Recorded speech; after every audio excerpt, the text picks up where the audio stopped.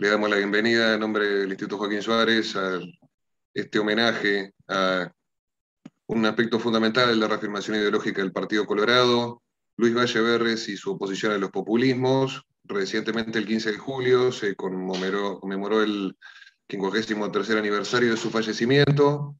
Tenemos hoy, para tratar esta cuestión, con la presencia del periodista, abogado, 2 veces presidente de la República, actual secretario general del partido, el doctor Julio María Sanguinetti, con quien, si la conexión está funcionando bien, contaremos con una presentación sobre este tema, Luis Valle Berres y su posición en los populismos, y finalizaremos con una ronda de 4 o 5 preguntas del público. Adelante, Julio. Bueno, encantado, ante todo, de recibir esta actividad, para mí primera, del Instituto Joaquín Suárez, que se suma al esfuerzo constante de reafirmación de los principios, de los valores, de las sustancias identitarias de este Partido de la Libertad. Naturalmente, cuando hablo de Luis Valle, lo hago desde una perspectiva en que la razón se combina con la emoción. Fue mi maestro, fue la persona, el líder a través del cual me sentí motivado a ingresar en la vida política en los años 50, 53, 54. Y a partir de allí hasta el año 64, en que murió, estuvimos colaborando directamente con él.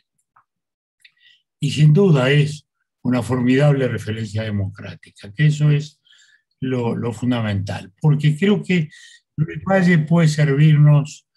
¿Qué es ese tintín que oímos? Porque Luis Valle, por encima de todo, creo que es un excelente enfoque el ubicarlo en los términos comparativos con el populismo. ¿Por qué? Para que se entienda claramente que una cosa es popular y otra cosa es populismo.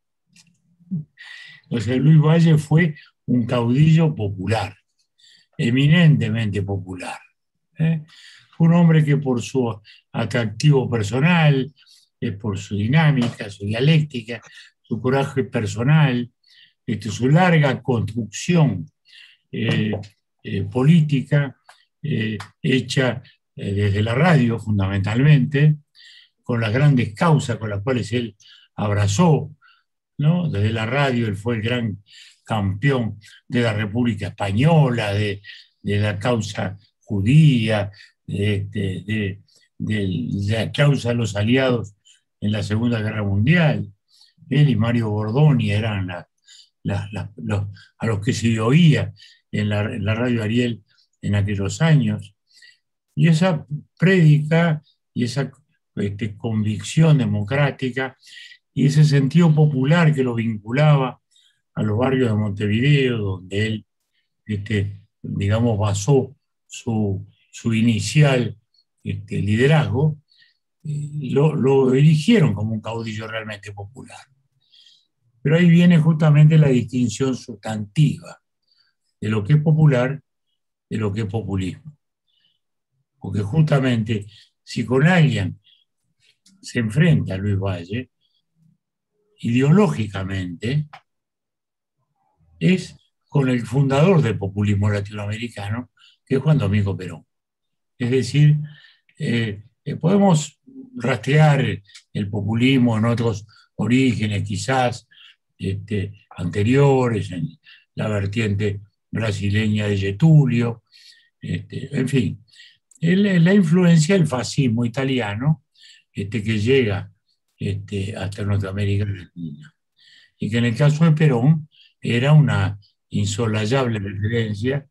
Él había vivido en Italia en aquellos años como agregado militar de los gobiernos militares argentinos, y de ahí adquirió, digamos, esa metodología demagógica de la construcción popular, de la escenificación teatral, de la organización corporativa, del sindicalismo introducido adentro del Estado, y aquello que él definía todo adentro del Estado, nada fuera del Estado.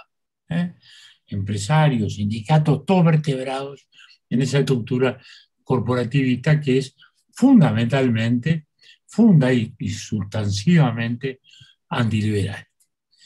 Entonces, a veces suele confundirse los términos, porque Perón, como fenómeno argentino, sí representó sin duda un hito en la, digamos, en la legislación social de la Argentina.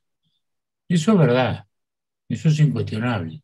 Y eso es lo que haya hecho perdurar el mito, porque construyó esos sindicatos, hizo con ellos una serie de medidas de tipo social, de las cuales él fue abanderado, y de ese modo fue que construyó un liderazgo popular, pero además populista.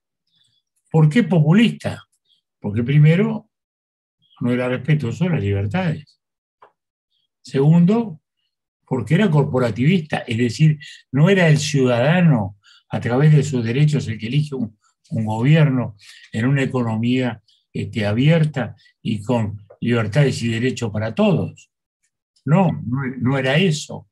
Era un Estado implicado con corporaciones gremiales, sindicales, empresariales, que son las que expresaban esa situación, esos derechos, esos intereses corporativos.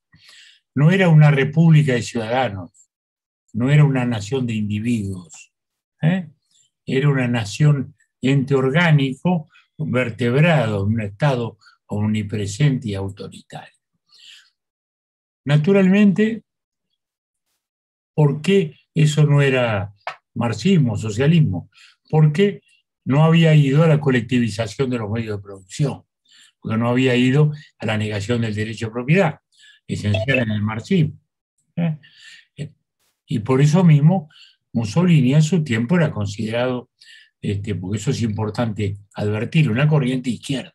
Hoy usamos el fascismo como una expresión para calificar a un autoritario de derecha, y no es así. El fascismo nace como un movimiento de izquierda adentro del socialismo. Es una vertiente autoritaria del socialismo, que se diferencia de la marxista por su nacionalismo muy fuerte, esa nación omnicomprensiva que subsumía las voluntades individuales, y a su vez porque se mantenía dentro de una economía basada todavía en la propiedad privada. Entonces, cuando hablamos de lo que significó esa lucha, sí, fue un enfrentamiento a los populismos. Lo fue también tempranamente al brasileño, pero la gran confrontación es con el peronismo de la época, digamos. Es a partir de ahí el populismo inspirador de todos los populismos, porque ese es el espejo en el cual se han ido mirando todos ellos por su metodología. No quiere decir que hoy lo reconozcan muchos otros, porque resulta mucho más glamuroso invocar al Che Guevara, aunque no era un populista, sino un comunista, cosa bastante distinta, ¿no es verdad? Pero tiene más glamour, tiene más romanticismo. Y Perón y el peronismo aparecen como una figura ya contaminada de la vida política argentina en los últimos años. Y aquí hago una referencia histórica muy importante que explica muchas cosas.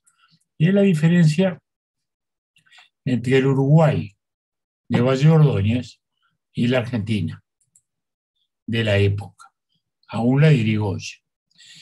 Y es que el Uruguay hace un proceso de reformismo social fundamental, digamos, en los años que van de 1903 a 1915, digamos que la acción más reformista de don Pepe Valle, que se prolonga, digamos, hasta el año 30 en esa etapa, hasta que luego entra la crisis del 29.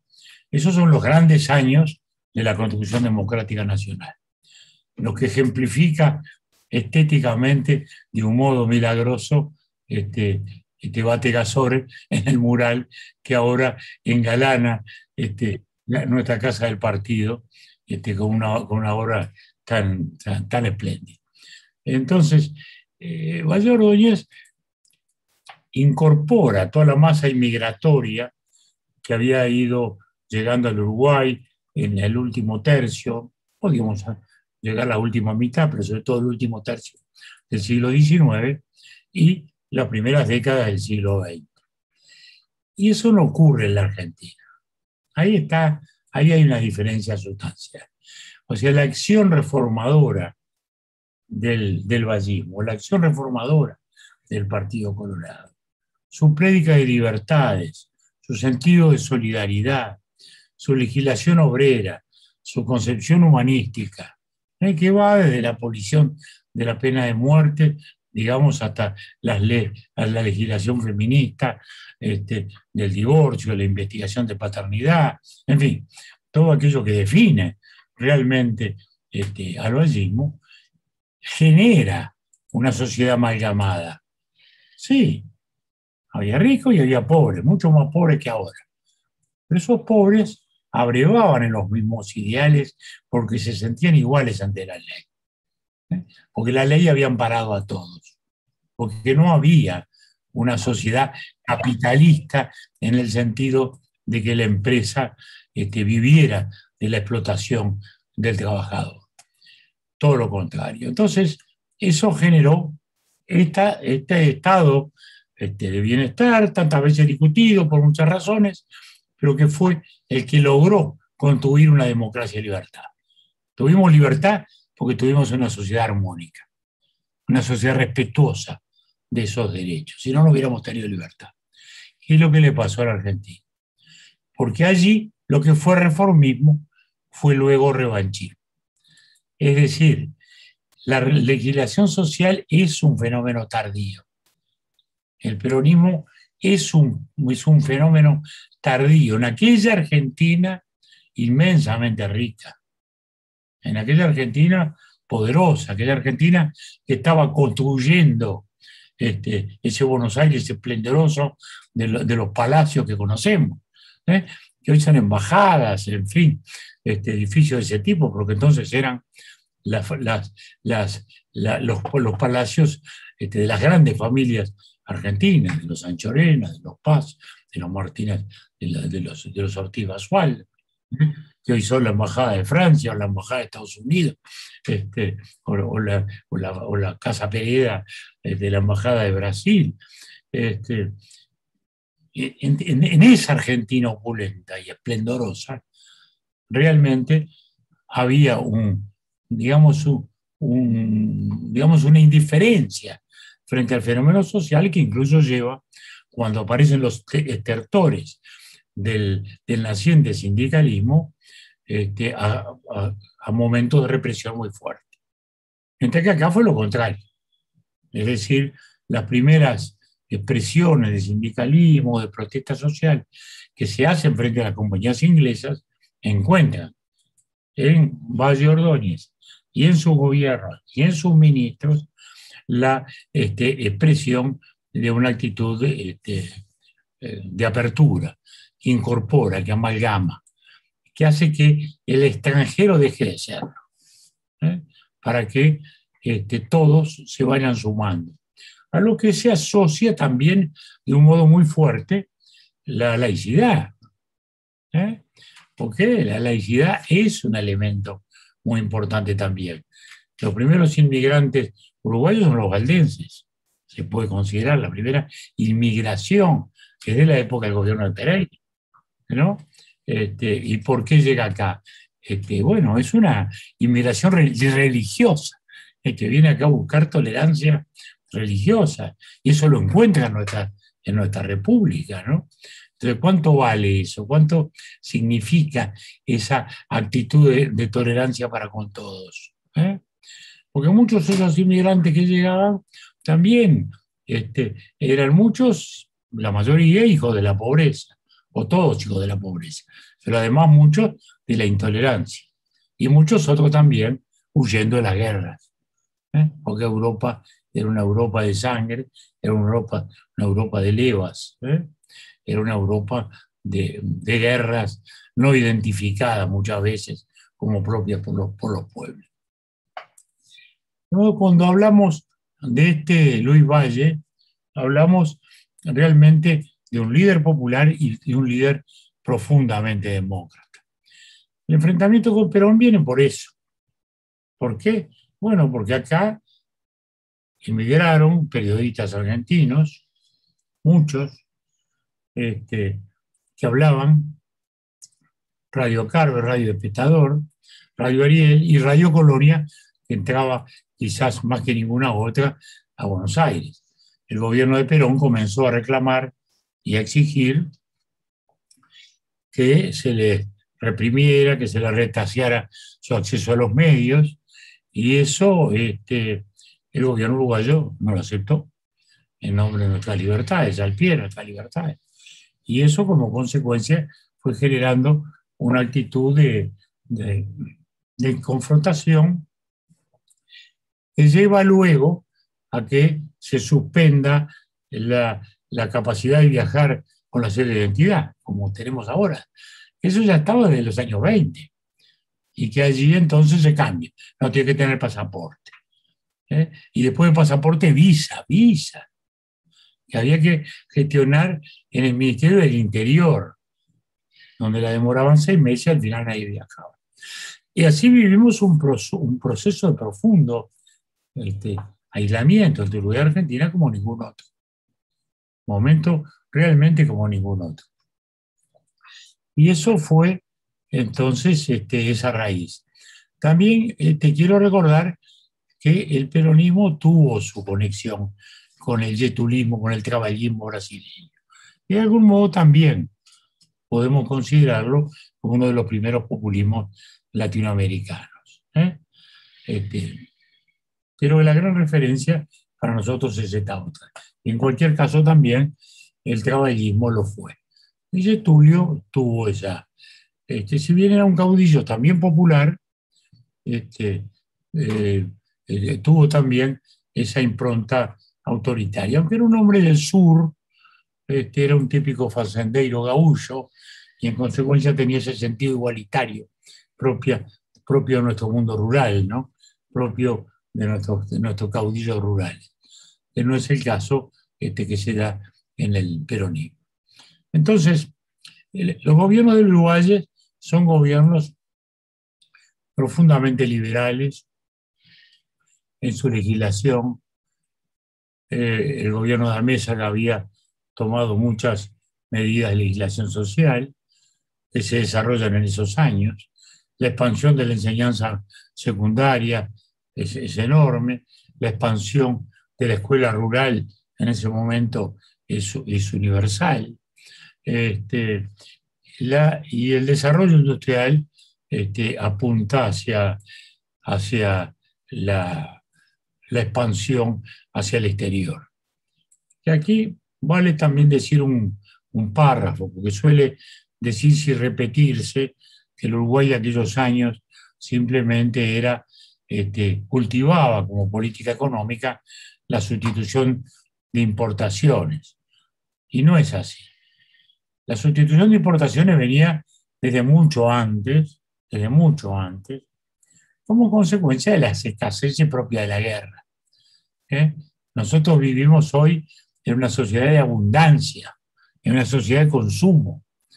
No nos cuesta imaginar lo que era la austera sociedad de las guerras, las escaseces de muchas cosas, no solo de alimentos en algunos momentos, de combustible en otros, ¿no? Era una sociedad de escaseces. Yo alcancé a ver en Montevideo autos que funcionaban a gasógeno. Ustedes no saben lo que es el gasógeno. Era una especie de calefón enorme que se ponía atrás del auto y que funcionaba a carbón. Y ese carbón se gasificaba y era el que movía el motor. Bueno, hoy los ecologistas hubieran incendiado los autos, ¿no? Era una cosa impresionante. Pero ¿eso qué era? Era la sociedad de las escaseces, digamos, ¿no? ¿Verdad? Y eso venía, como digo, de los años 30, de los años 40, ¿no? O sea que de la crisis del 29, del preludio de la crisis del 29. Entonces, si bien hasta los gobiernos de Luis Valle llega toda esa estructura, su pasión política es la pasión del Uruguay hacia afuera, de la industria exportadora. O sea, su vocación industrial es fundamentalmente la exportación. El Uruguay da la batalla de los tops. ¿Qué eran los tops? Bueno, los tops son las madejas de lana peinada. La lana, ustedes saben que, bueno,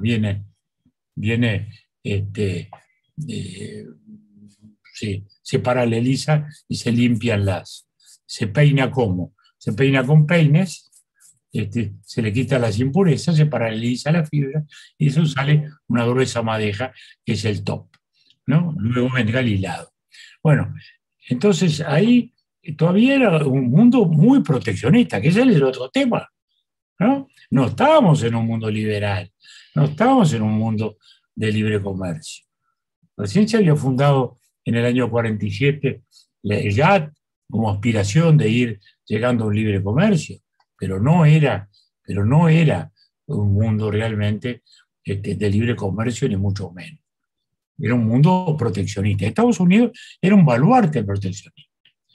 Luis Valle en el 55, no ya en su presidencia, sino en su presidencia del Consejo, va a Estados Unidos y a librar una batalla homérica para que los Estados Unidos entendieran que debían dejarnos entrar con nuestros tops, para que la propia industria textil norteamericana los pudiera aprovechar, transformarlos en hilados y en tejidos. Ni siquiera estábamos defendiendo la entrada de los tejidos, sino de la primera escala de industrialización de la lana. Bueno, hasta ese punto llegaba la necesidad de dar esa batalla. Y ahí, ahí se crea toda la industrialización sanducera, ¿no es verdad? Porque justamente Pailana, Paicuero, que eran industrias pensadas para la exportación, imaginadas y concebidas para la exportación, ¿no? No eran industrias pensadas para el mercado interno, era para industrializar la lana, era para industrializar los cueros, para venderlos al mundo. Esas fueron las grandes batallas de aquel momento de extraordinario de expansión industrial, que también incluyó otros rubros, como fue el azúcar de remolacha, azucarlito, u otras, la aceitera de Arguindegui, que ahí está Flavio, que no sé si tuvo alguna vez que ver con este Arguindegui de sanducero, nunca se lo pregunté.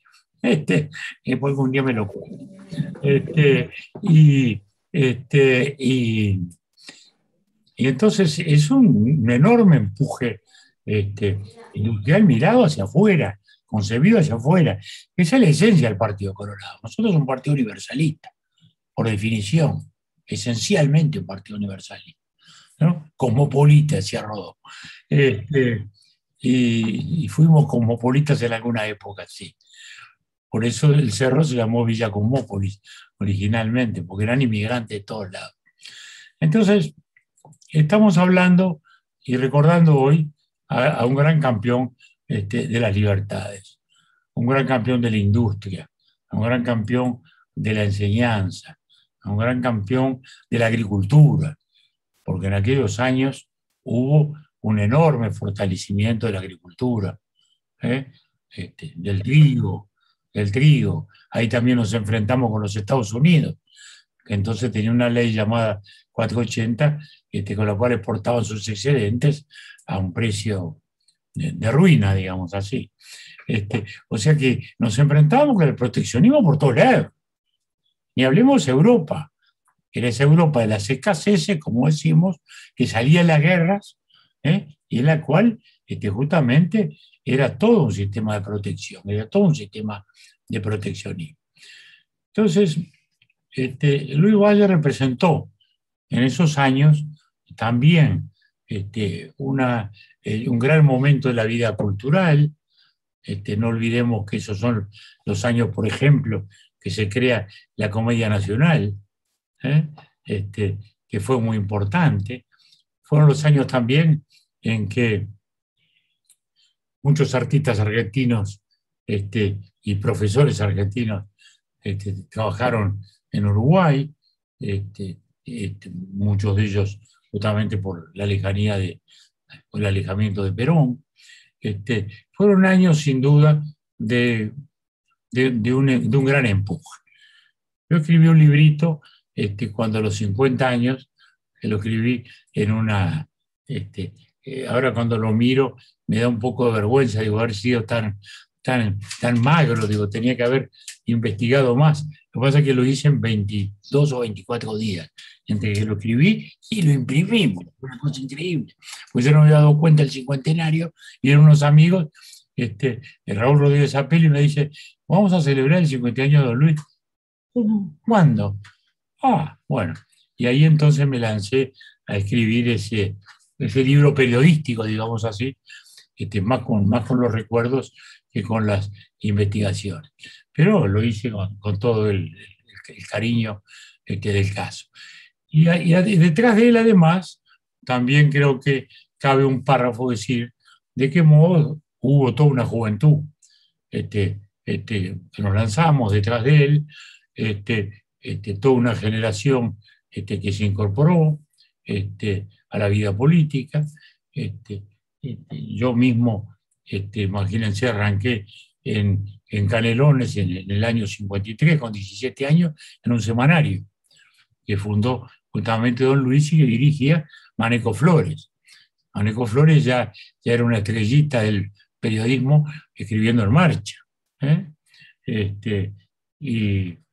Y bueno, donde estaba Selmar Michelini, estaba Teófilo Collazo, los de Canelones, Hackenberg padre, y un conjunto de gente de allí. Y después los más jóvenes, como era Olivario Tassano, Elías Blut, mi primo Norberto, bueno, yo mismo, que ahí arranqué mi vida periodística en el semanario Canelones.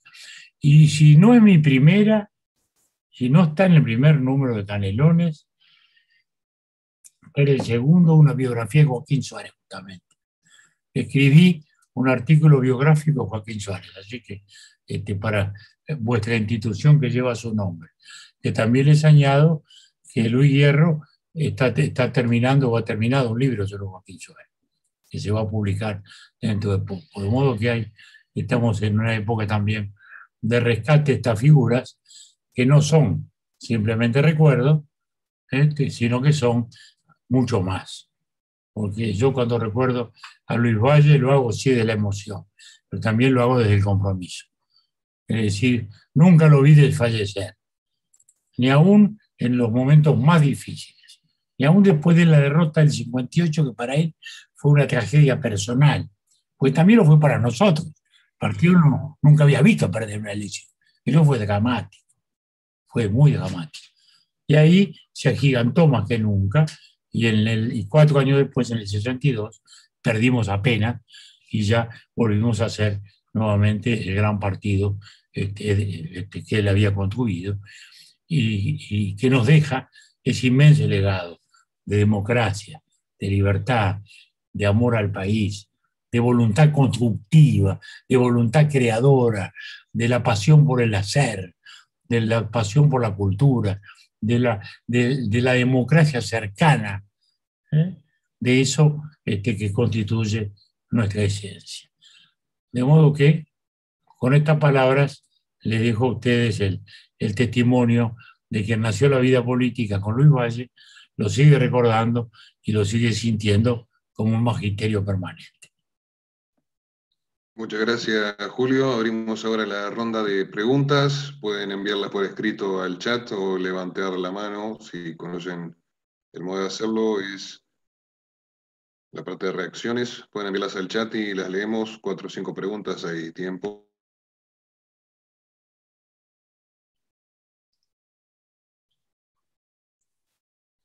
¿Los dejé no nada o parece? Se quedaron pensando en los tops. Hay una cierta similitud con cuestiones del país hoy.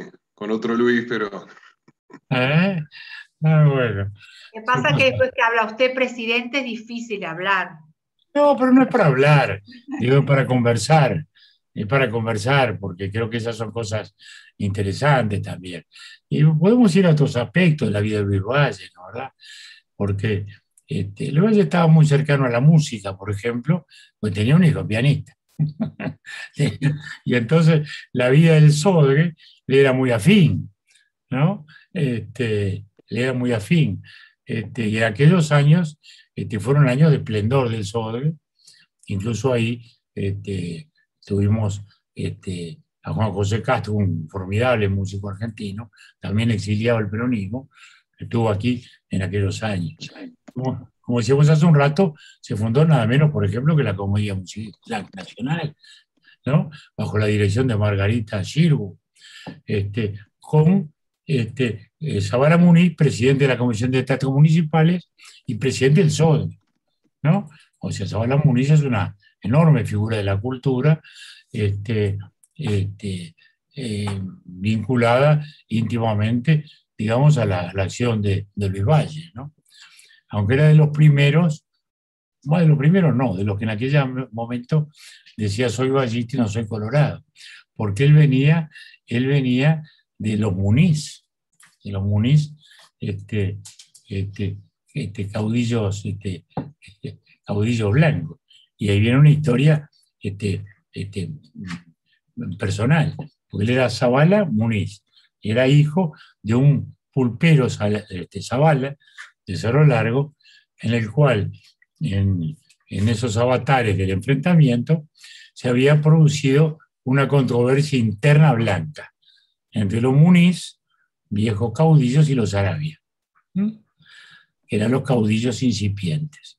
Y en una de esas cosas, mi bisabuelo, o sea, el padre de mi abuela, que vivió 100 años, felizmente la pude disfrutar mucho, blanca, blancaza, recontra blanca. Mi bisabuelo rodea el establecimiento de Zabala y muere un hijo que muere asfixiado por el incendio, pues se había ido a un altillo. Razón por la cual los Muniz, a partir de ahí, le declaran la guerra total a los Arabia, y por eso en 1904, en 1897, Muniz está con el gobierno y dice soy blanco pero no sedicioso. Y justamente ahí muere mi bisabuelo Chiquito Sarabia. O sea, entonces, de ese muerto el hermano Zabala, Justino Zabala Muniz. Pues él decía, yo no soy colorado, vengo de familia blanca, pero soy ciballita. Y se tenemos un par de preguntas, presidente, disculpe que le corte, han aparecido acá en el chat. Bueno, por lo menos los estimulé. Pregunta Marcelo, estudiante de licenciatura de Historia y Nudelar. Dice, imagino que el segundo colegiado colorado fue un momento complicado debido a las tensiones entre la 14 y la 15 que predominaba entonces. ¿Qué lectura hace de esa segunda administración y del liderazgo en aquel momento en particular de Luis Valle? Bueno, ahí tocamos dos temas. Uno el del colegiado y otro el de esa segunda presidencia. El del colegiado es interesante, porque mi generación no fue colegialista. No fuimos colegialistas ninguno. Ni Maneco, ni Michelini, que fue el primero que se atrevió a escribir un artículo, ni nosotros. ¿Por qué? Porque el colegiado se plantea después de la presidencia de Luis Valle, cuando la 15 gana la elección, o sea, el candidato Luis Valle gana, que es Martínez Trueba, y plantea entonces la idea colegialista. Y ahí se produce toda una conmoción. ¿Por qué? todo el mundo sentía de que esto era para impedir la segunda presidencia de Luis Valle, que estaba ya en el horizonte. Luis Valle se va a la presidencia con una gran popularidad y uno dice, bueno, era el obvio candidato a la presidencia. Entonces, nosotros, yo era un chiquilín, ahí tenía 15 años, y en el club que yo militaba, en la cuarta sección, la quinta sección, por supuesto votamos todos en contra del colegiado. Por eso la Constitución del 51 ganó a penitas. Piense que la apoyaban los colorados, los blancos, los herreristas, los vallistas, todos. Porque el viejo Herrera, en las tantas volteretas que dio, se había dado una voltereta a favor del colegiado, después de haberlo impugnado rabiosamente. Entonces, nosotros, como digo, no éramos colegialistas. Y a don Luis Mayo una vez lo atropellamos, le dijimos, don Luis, esto del colegiado. Y don Luis siempre nos respondió lo mismo. Miren, muchachos, yo me formé al lado de don Pepe, viví en su casa. Para él fue un gran ideal. Él sentía que el colegiado era un modo de institucionalizar el país, de democratizarlo. Y yo no voy a estar nunca en contra de esa idea. Cuando yo no esté, usted haga lo que quiera. Bueno, por eso mismo murió en el 64 y 2 años después estábamos planteando la reforma para retornar a la presidencia. De modo que esta es la primera reflexión. Nosotros sentíamos que el colegiado ese era una prisión para Luis Valle. Y de algún modo lo era, ¿no? Porque un líder popular como era él, y además de hombre de Estado, caudillo, bueno, vivir en ese consejo deliberativo no era lo suyo. Naturalmente, la diferencia con la 14 estuvieron sí en el Parlamento, no en el Consejo. Pues no se olviden que el Consejo eran 6 de la lista más votada, el lema más votado, o sea que, y luego 3 de la minoría, del segundo partido, ese sí por representación proporcional, ¿no? Pero los 6 eran de la 15, ¿no? O sea que era Luis Valle, subiría, Luis Valle subiría, Lezama,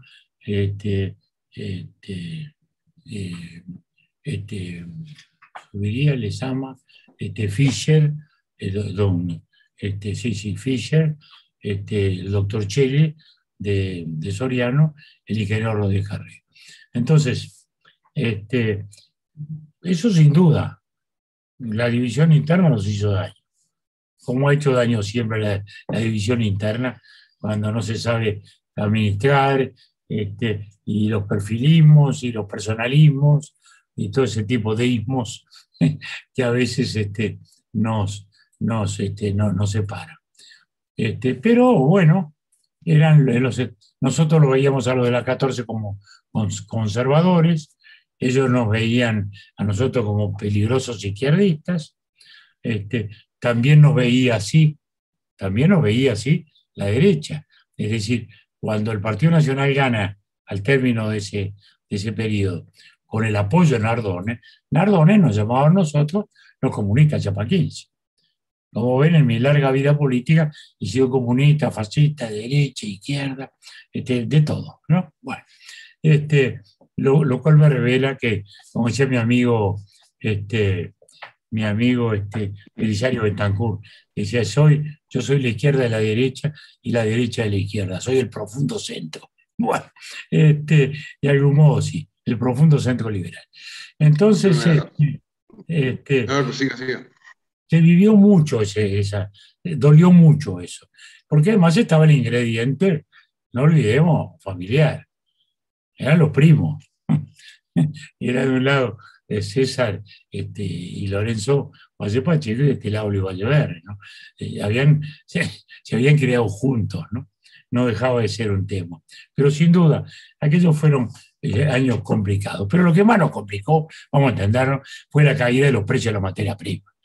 En el año 55-56 cambia el comercio del mundo, se derrumba el precio de la carne, el precio de la lana, y ahí fueron las tribulaciones que nos llevaron al año 58 a la derrota. Presidente, en estos tiempos de corrección política se recuerda a veces una frase de Luis Valle en un discurso en institución educativa pública, mencionaba que lo fundamental para toda organización social es cimentarse en la libertad para oír en las tribunas a todos los que se levantan en favor de cualquier causa, para ocultar el pensamiento de todos los hombres a través de la prensa. Esa es una faceta del pensamiento de Luis Valle que se vincula un poco con lo que usted mencionó de la libertad de expresión acá. ¿Tendría algún comentario para hacer de eso en relación con situaciones actuales? Bueno, mira, yo creo que lo de la libertad para Luis Valle fue esencial, y la libertad de expresión, sin ninguna duda. Pero lo de la libertad de expresión es una constante histórica, porque el partido nace con lo mismo también. No nos olvidemos que el gobierno de la defensa es eso. Están ahí todos los liberales argentinos perseguidos por el autoritarismo rosista. El mismo que está detrás como imaginario de estos gobiernos argentinos autoritarios. Es lo mismo. Y acá están por eso mismo Esteban Echeverría y Mármol y los Varela, y aquí asesinan a Florencio Varela, etcétera, etcétera, etcétera, y nosotros sosteniendo la libertad de expresión. Tantos años después nos tocó con el peronismo. Entonces, yo creo que ese es sin duda uno de los grandes mensajes del verdadero, digamos, paladín de nuestra democracia. Eso lo tenemos que defender en todos los terrenos. Por eso mismo a veces cuando se discuten leyes de medios, por ejemplo, ¿no? Discutíamos mucho la ley de medios del gobierno anterior, ahora estamos en discusiones con la ley de medios actual, y hay propuestas también, a mi juicio, muy peligrosas que pretenden introducirse en ese terreno de los contenidos. No. Primero está la libertad. Y cuando la libertad se excede, sea por difamación, sea por injuria, por atribución de hechos ominosos a través de la injuria, por eso están los jueces, por eso están las leyes y por eso está la libertad también para defenderse. De modo que yo creo que eso es permanente, ¿eh? Eso no es un tema, eso no es un tema tan lejano ni tan distante, ¿no?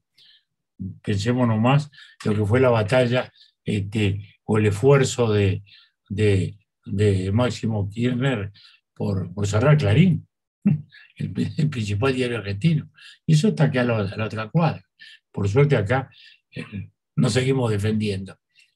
Y eso está. Quizá esta pregunta ya se ha sido un poco respondida, pero pregunta María de los Ángeles de Salto, maestra, dirigente ballista, si hay algún desafío político similar a los de ahora que debiera enfrentar Luis Valle, cómo lo hizo y si deberíamos enfrentarlo al estilo Luis Valle. Bueno, el estilo Luis Valle creo que está en todos nosotros. Cada uno habla con el estilo propio, pero yo creo que el estilo propio del Partido Colorado y del vallismo es ese. Naturalmente, luego está la referencia personal, ¿no? Que cada uno es como es, digamos, ¿no? No es lo mismo uno que otro, ¿no? Como es natural. Pero yo diría que todas nuestras batallas, por encima de todo, es esa vocación de servicio, esa pasión por la libertad y esa devoción esa devoción por el partido, sintiendo que a través del partido es como se defiende la República. Porque el coloradismo no es la convicción estrecha de la visión parcial, nacionalista, reducida al círculo, todo lo contrario. Esa es nuestra definición, nuestra máxima definición opuesta. Y por eso mismo que también lamentamos, y nos da de a ratos un poco de todo de rabia, pero por encima de todo tristeza, cuando vemos gente con formación, hasta inteligente, ¿no?, alinearse detrás del totalitarismo cubano, en nombre de un vago sentido de antiimperialismo y justicia totalmente falsificado, cuando 62 años después tenemos el autoritarismo que tenemos. Y eso es bueno señalarlo, porque yo pertenezco a la generación que vio la Revolución Cubana, digamos, una clarinada de esperanza, ¿no? Era la gran guerra de la libertad, envuelta en el romanticismo, que aquellos barbudos, aquellos jóvenes barbudos que desde las sierras habían derrotado a la dictadura. Bueno, y yo lo acompañé hasta como periodista, como ustedes saben. Y después nosotros todos sufrimos la desilusión de ver cómo eso se traicionaba, cómo lo que había nacido como una revolución de libertad terminaba en una dictadura, y después luego cómo de la dictadura se pasaba realmente a un Estado totalitario, como lo es hoy Cuba, un Estado de partido único, medios de comunicación únicos y expropiación total de la producción y el empleo, ¿no?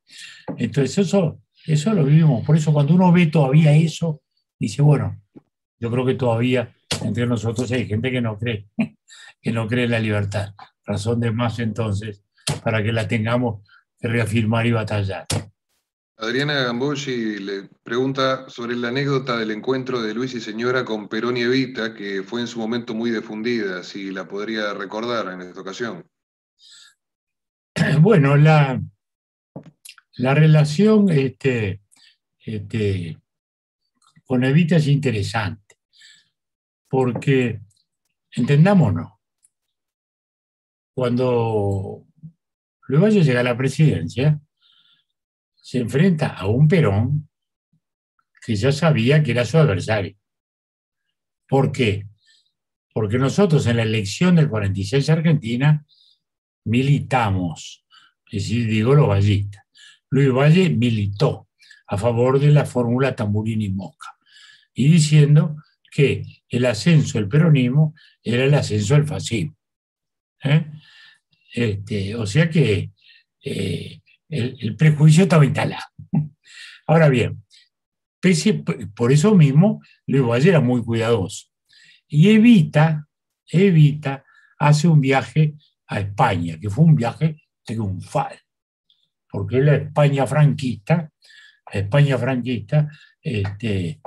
con la cual se identificó mucho el general, por eso fue a vivir allá, y por eso tiene una gigantesca avenida en Madrid. El general allá, general Perón, el personaje, que viene de la época del franquismo, y porque a su vez, en aquel momento, la Argentina peronista le envía trigo en condiciones muy fáciles a la España franquista, que padecía una gran escasez, razón por la cual Perón era un personaje. Y Evita hace una visita allá, y a su regreso pasa por acá, o sea, se la invita. Y en el librito eso que escribí yo sobre Luis Valle, hay unas fotos fantásticas que conseguí de esa visita, que acá están. Acá están, miren, Perón y Matilde en el Club Uruguay. Y acá está, esto es más insólito todavía. Evita Perón, a ver, no, es esta. Evita Perón está en la tumba de Artigas, en la urna de Artigas, rindiendo homenaje a Artigas. Son unas fotos buenísimas. Razón por la cual había una sensación de fuerte rivalidad. Luego se hace la entrevista. La entrevista tampoco era inocente. ¿Por qué se hace en el medio ahí del río, enfrente a Carmelo, digamos? Y se hace en el medio del río. Porque Luis Valle quería que quedara claro de que nosotros considerábamos la mitad del río nuestro.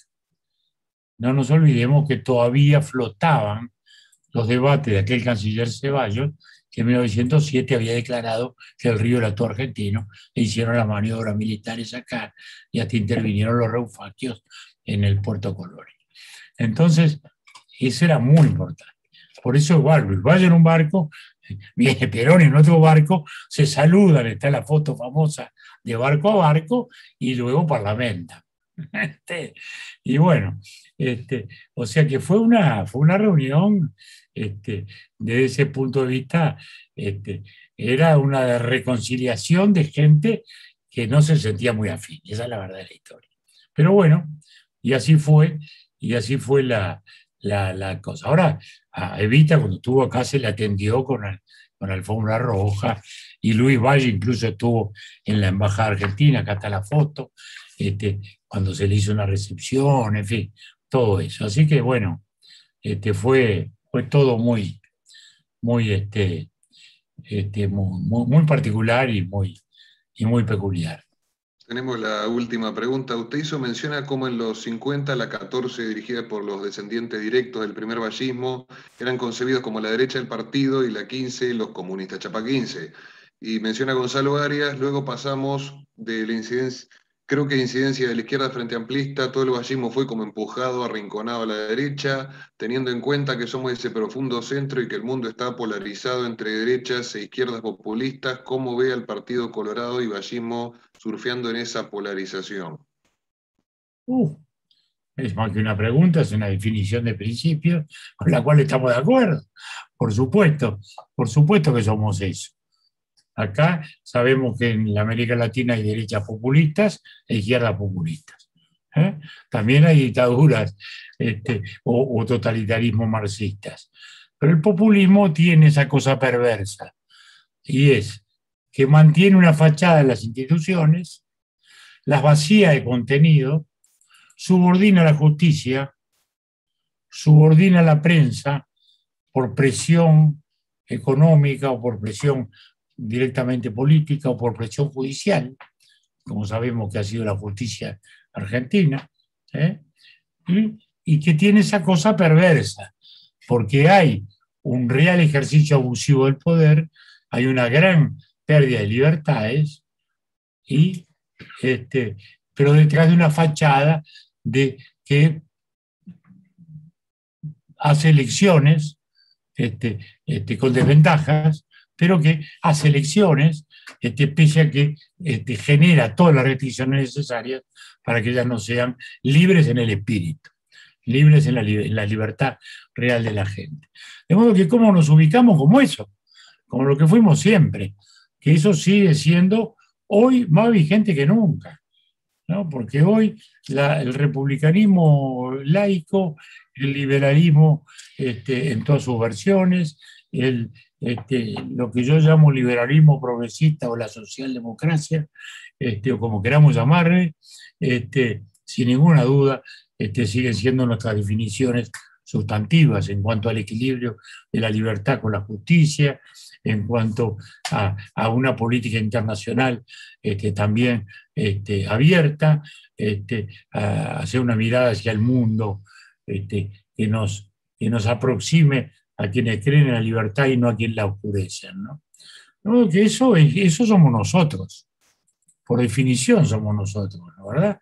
O sea, nosotros no nos... por eso mismo nosotros peleábamos contra Stroessner, mientras corrientes mayoritarias del Partido Nacional defendían a la dictadura paraguaya, ¿no? ¿Verdad? Y a sus seguidores, y defendían al franquismo. No hablo ya del nazismo y del fascismo, pero hablo sí del falangismo español, hablo sí del estronismo, hablo sí del peronismo, hablo sí de todas esas dictaduras, y hablo luego de los que, vistiéndose de la izquierda, también son enemigos de la libertad.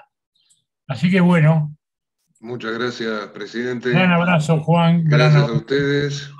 Les queremos todos. comentar, va a estar una instancia, está por empezar el curso de formación política del Instituto Joaquín Suárez, se va a estar empezando ahora en agosto, se abren las inscripciones, el curso va a empezar en septiembre para formación de dirigentes, militantes, personas interesadas, y el 29 de julio ya ahora vamos a tener otro evento denominado Corrientes Económicas dentro del Partido Colorado, empezando con el liberalismo. Va a estar la charla dada por el ingeniero agrónomo Luis Romero Álvarez, Así que para más información sobre eventos futuros y actividades de este instituto que ha despertado pujante estos meses, joaquinsuarez.org.uy. Gracias, presidente, gracias a todos. Que Bueno, un tengan abrazo. buenas noches. Gracias, Muchas presidente. gracias.